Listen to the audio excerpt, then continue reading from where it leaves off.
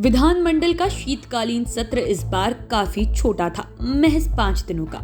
लेकिन सबसे खास बात यह है कि इन 5 दिनों में एक भी दिन सही तरीके से नहीं बीता।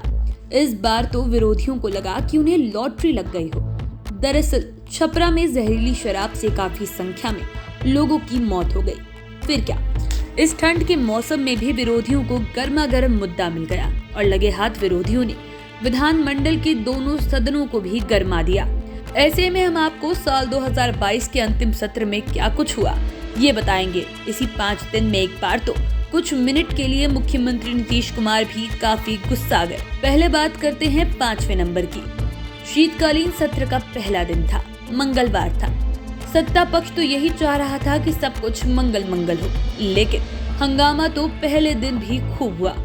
विरोधियों ने बिहार में बढ़ते क्राइम, स्वास्थ्य विभाग, शिक्षा विभाग समेत अन्य विभागों में भ्रष्टाचार का आरोप लगाकर दोनों सदनों के अलावा सदन के बाहर भी खूब हंगामा किया। दरअसल बीजेपी ने नीतीश कुमार को रोजगार और कानून व्यवस्था के मुद्दे पर घेरते हुए सत्र के पहले दिन ही सदन के अंदर और बाहर आक्रामक तेवर दिखाए। वहीं बीजेपी विधायकों ने नियुक्ति प्रक्रिया को लेकर भी हंगामा किया। इस तरह पहला दिन लगभग 1 घंटे की कार्यवाही चली। 1 घंटे चली कार्यवाही में सरकार ने 19,048 करोड़ का अनुपूरक बजट माल एवं सेवा कार्य विधेयक को विधानसभा के पटल पर रखा। दूसरी ओर विधानसभा में राष्ट्रगान के दौरान कांग्रेस विधायक अबिदुर रहमान खड़े नहीं हुए। इसे लेकर भी बीजेपी विधायकों ने हंगामा किया और उनके खिलाफ राष्ट्रद्रोह का मुकदमा दर्ज कराने की मांग भी की। अब बात करते हैं 4थे नंबर की।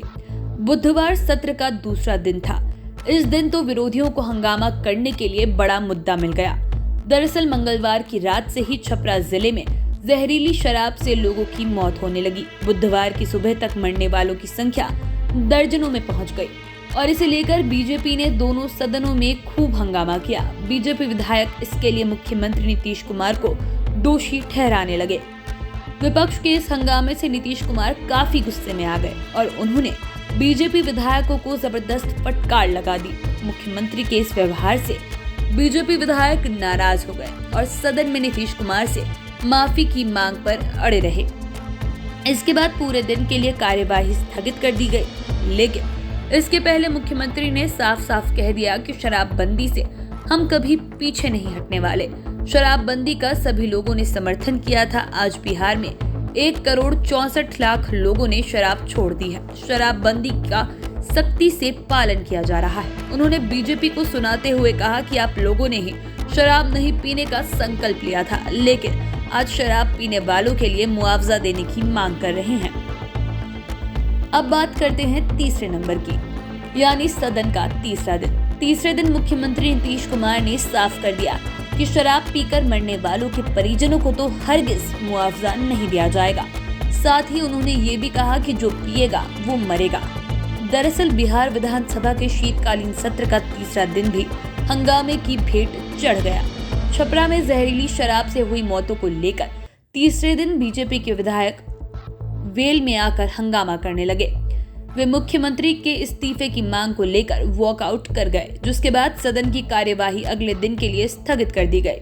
वहीं विधान परिषद में भी बीजेपी एमएलसी ने सरकार के खिलाफ खूब नारेबाजी की। इस पर नीतीश कुमार ने सदन में कहा कि जो नकली शराब पिएगा वो तो मरेगा ही। लोगों को खुद ही सचेत रहना चाहिए। कुछ लोगों का क्या कर सकते हैं, कुछ लोग गलती करते ही हैं। जो शराब पिएगा वो तो मरेगा ही। उन्होंने आगे कहा कि जब बिहार में शराबबंदी नहीं थी तब भी लोग नकली शराब पीकर मर जाते थे। यहाँ तक कि दूसरे राज्यों में भी ऐसी घटनाएं होती है। शराब बुरी आदत है, इसे नहीं पीना चाहिए।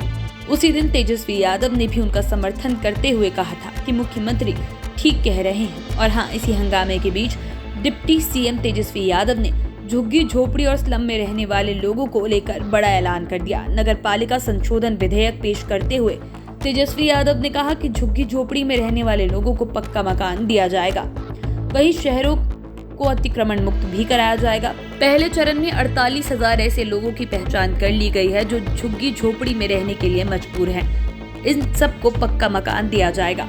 अब बात दूसरे नंबर की, यानी अब सदन के चौथे दिन के सत्र की बात।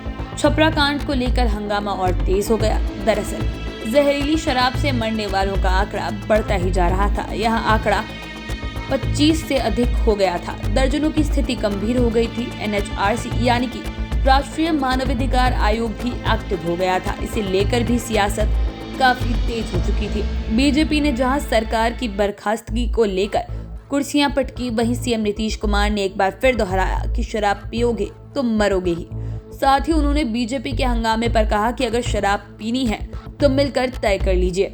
शराब पीने वालों का मैं कभी सहयोग नहीं दूंगा। वहीं शराब से हुई मौत पर बीजेपी मुआवजे की मांग कर रही थी। इस पर सीएम ने कहा कि ये कैसे संभव है कि शराबबंदी में कोई जहरीली शराब पीकर मर जाए और उसको आर्थिक सहायता दी जाए। ये तो उन लोगों को लेकर मैसेज है। कुल मिलाकर चौथे दिन भी खूब हंगामा हुआ और अपराह्न बाद बीजेपी के विधायकों ने वॉकआउट किया। अब बात पहले नंबर की, यानी शीतकालीन सत्र का 5वां और अंतिम दिन। अंतिम दिन भी छपरा कांड ही छाया रहा। सत्र के फर्स्ट हाफ में हंगामे होने के बाद सेकेंड हाफ में भी कमोवेश यही स्थिति रही। सेकेंड हाफ में कार्यवाही शुरू होते ही भाजपा सदस्य वेल में पहुंचकर नारेबाजी करने लगे। विधानसभा अध्यक्ष अवध बिहारी चौधरी की ओर से बोलने का मौका नहीं दिया गया। इसके बाद नेता प्रतिपक्ष विजय सिन्हा समेत सभी भाजपा सदस्यों ने 2 मिनट का मौन रखा और सदन से वॉकआउट कर गए। विजय सिन्हा ने कहा कि शराब के सप्लाई और उत्पादन करने वालों को बचाया जा रहा है, इसीलिए सरकार न्यायिक जांच से भाग रही है। दूसरी ओर सत्र के अंतिम दिन राष्ट्रगान नहीं होने पर नेता प्रतिपक्ष विजय सिन्हा गुस्सा गए और उन्होंने स्पीकर अवध बिहारी चौधरी पर बड़ा आरोप लगा दिया। विजय सिन्हा ने कहा कि अवध बिहारी चौधरी ने नियम को तोड़ा है। सदन में राष्ट्रगान नहीं हुआ। बाद में सदन अनिश्चितकाल के लिए स्थगित हो गया। आप चैनल के साथ बने रहें। अगर इस वीडियो को फेसबुक पर देख रहे हैं तो पेज को लाइक करें, यूट्यूब पर देख रहे हैं तो चैनल को सब्सक्राइब करें। धन्यवाद।